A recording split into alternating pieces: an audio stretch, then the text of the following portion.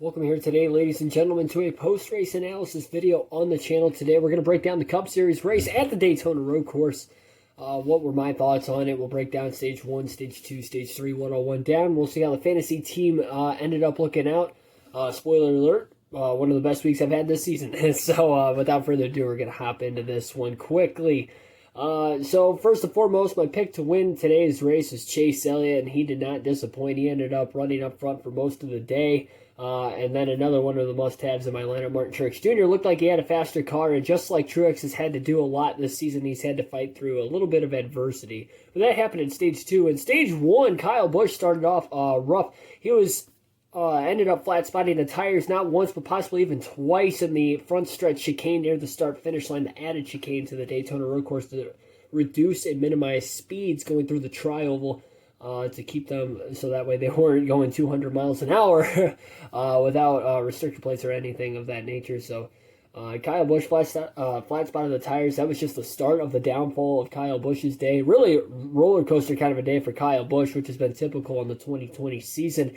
There was a lot of pit strategy at the end of Stage 1. You saw a lot of drivers that were staying out that were ahead. Or I should say, a lot of drivers that did stay out were drivers that needed stage points, and a lot of the drivers that ended up pitting were drivers that were already locked into the playoffs that could have contended for wins later on, except for Chase Elliott. Chase Elliott ended up getting the Stage 1 victory, as I predicted, and pretty much no contest. Martin Truex Jr. was in the lead at the time by about 2 seconds over Chase Elliott. Truex ended up deciding to come down onto pit road.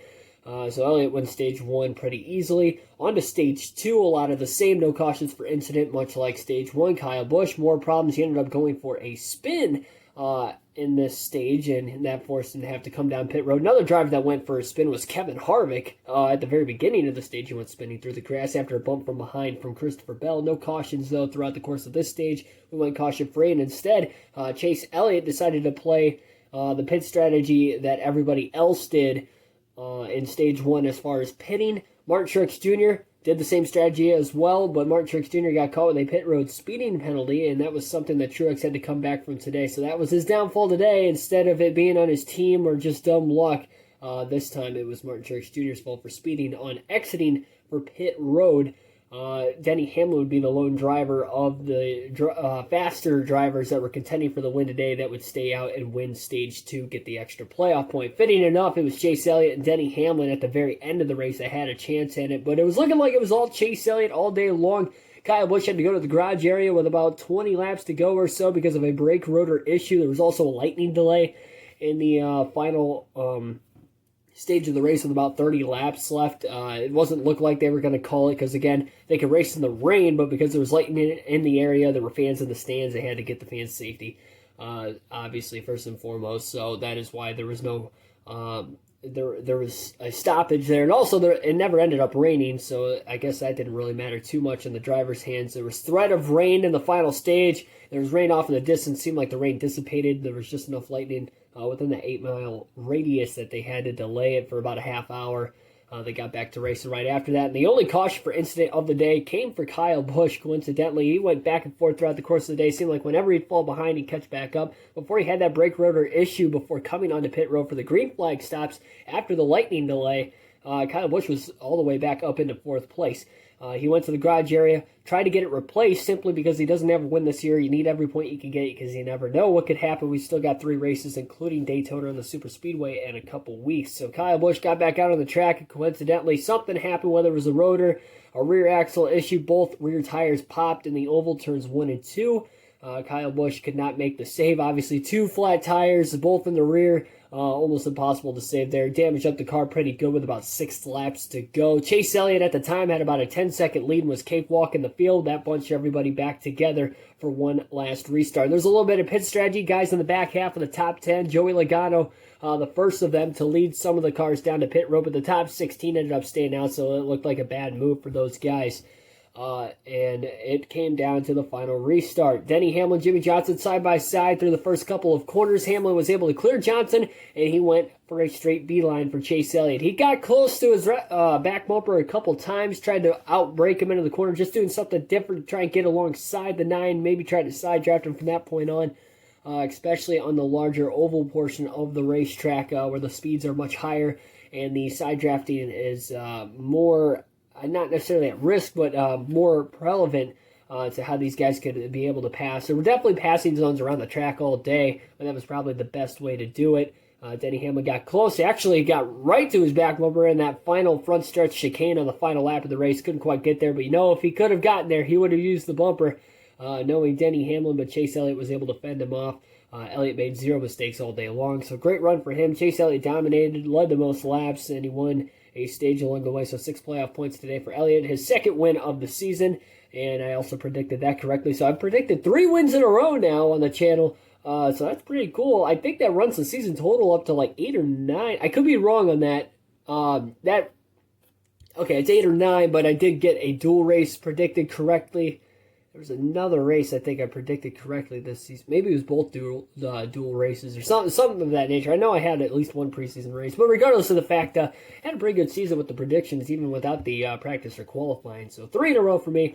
Speaking of which, we'll go through the finishing results in the running order. Before we do that, I do want to give a quick shout out because there were a lot of backmarker drivers and a lot of drivers you wouldn't typically see up towards the front of the field having great days. Michael Mcdowell's in the top 5 for a lot of the first half of the race after the lightning delay. Slowly started to fall back, still got a top 10 finish.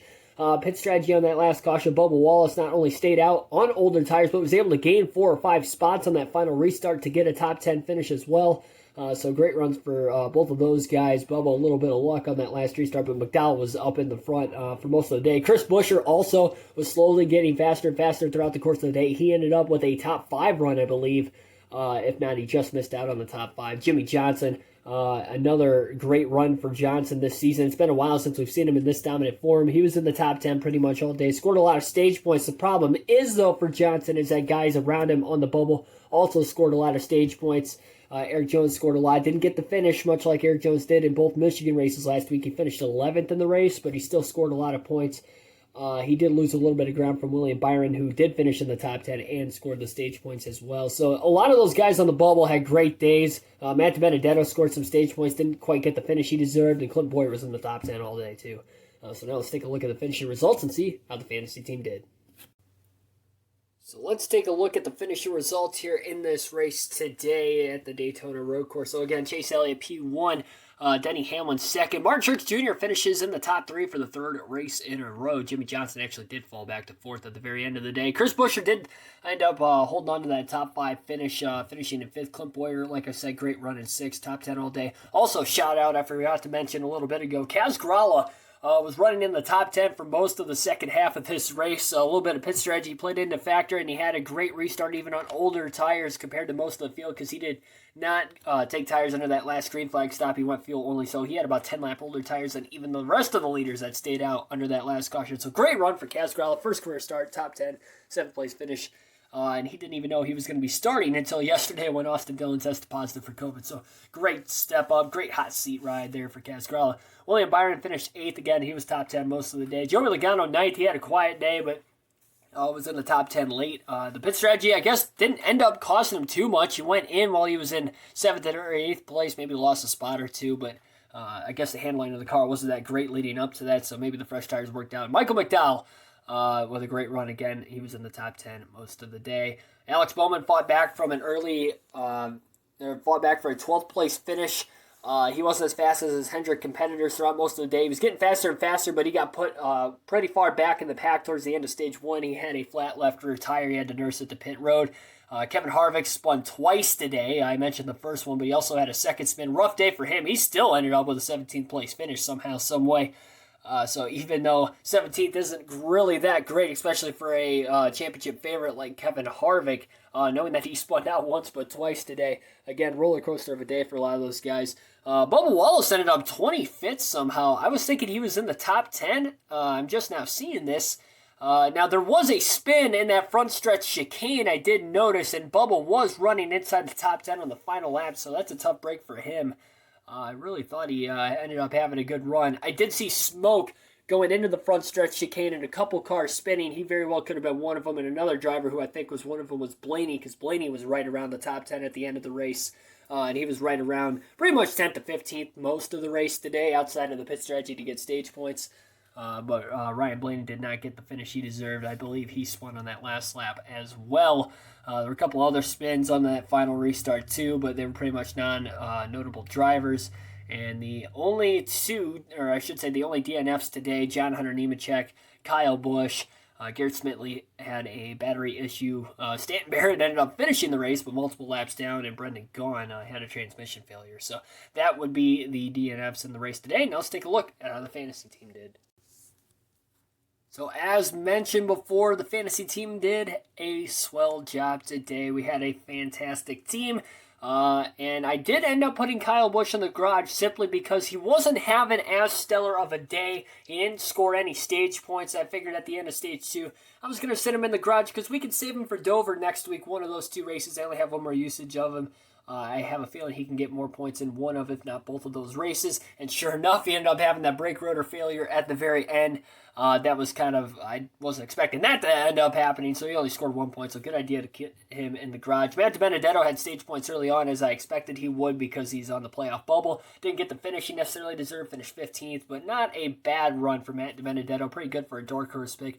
The other 2 dark horse picks, so Eric Jones, he scored stage points similar to where Matt DiBenedetto ran, only Jones finished a little bit better.